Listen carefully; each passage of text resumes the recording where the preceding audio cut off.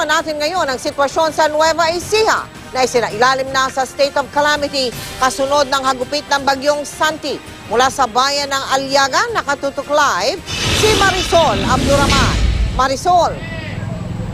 Mel, 5 iniwang patay ng bagyong Santi dito sa Nueva Ecija. Hindi rin biro ang pinsalang idinulot ito sa kabuhayan ng mga taga rito.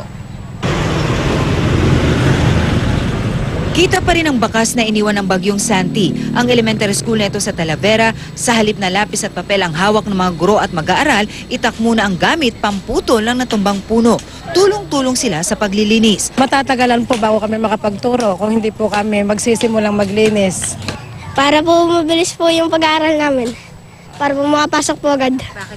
Maging ang malalaki at matatandang puno, walang panama sa napakalakas na hanging dala ng bagyo. 1972 pa raw ang punong akasya na ito. Maraming malalakas na bagyo na ang dumaan pero hindi raw ito natinag. Pero ngayong bagyong Santi, tingnan nyo naman ang nangyari. Nabuwal na nga, bumagsak pa ito sa bahay.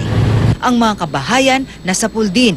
Ang 73 anyos na si Purificacion Shoko, naiiyak na lang tuwing pinagmamasdan ang nagibang ancestral house. Gabi-gabi naiiyak ako kasi nga matanda na ako. Ako lang nag-iisa ko siya. Kaya po, nang makita ko itong GMA kanina, kinaawayan ko kayo.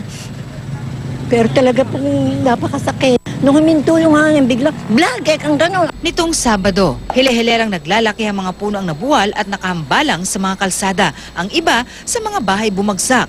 Ang mga sundalo at pulis nakikipagbuno sa mga higanting puno. Pati mga poste ng kuryente natumba. Nagkalat ang mga kable ng kuryente sa daanan. Saan man ibaling ang paningin, pinsala ng bagyong Santi ang makikita. Ang mga palay nakadapa, parang plinansya. Hindi na rin halos mabilang ang mga bahay na nawasak sa bayan ng Aliaga. Ang mga eskwelahan natabunan na ng mga nabuwal na puno. Pati loob ng mga classroom hindi nakaligtas. Pilit namang isinasalba ng mga magsasaka ang kanilang mga nabasang palay. Sa Cabanatuan, hile-hilera rin ang mga natumbang poste ng kuryente. Ang mga bubungan ng bahay sa kable ng kuryente napadpad. Ang punong ito inihagis na parang lapis. Hindi pa rin isasaayos ang ilang infrastruktura na nagiba. Marami kaming mga residenteng nakitang nakapila sa mga ATM para mag-withdraw. Ayon sa PDRRMC, halos 3 bilyong piso ang pinsala sa agrikultura.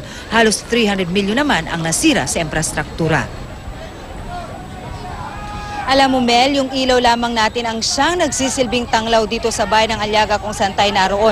Dahil halos buong probinsya pa rin po ang walang kuryente at kung kailan may babalik yan po ay hindi pa rin masabi hanggang sa ngayon. Dahil tulad na lamang na nakikita nyo yan, 4 days after nga po ng bagyo, napakadami pa rin po ng poste ng kuryente na natumba. Kaya marami pa rin po mga linya ng kuryente ang hindi pa rin po naisasaayos. Mel?